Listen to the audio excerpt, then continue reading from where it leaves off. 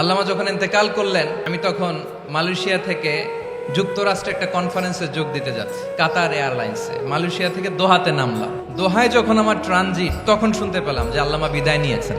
Social মিডিয়ায় শুনে বিশ্বাস করতে পারলাম না। মুহূর্তের মধ্যেই মাসুদ সাইদি ভাইকে মেসেজ করলাম, উনি কোনো উত্তর দিতে পারলেন না। মাসুদ ভাইয়ের সাথে যখন কোলাকুলি করি, আমাদের শামীম ভাইয়ের সাথে যখন কোলাকুলি করি, মনে হচ্ছে আল্লামা সাইদির ঘ্রাণ পাই।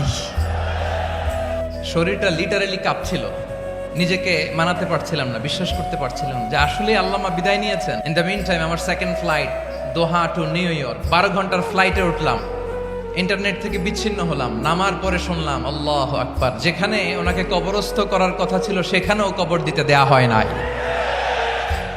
হাসিমাখা মুখ, হাসিমাখা নিথর দেহটা, মরণে হাসিবে তুমি কাঁদিবে ভুবন। From east to west, from north to south, the entire globe, গোটা বিশ্ব ওনার জন্য কেঁদেছে।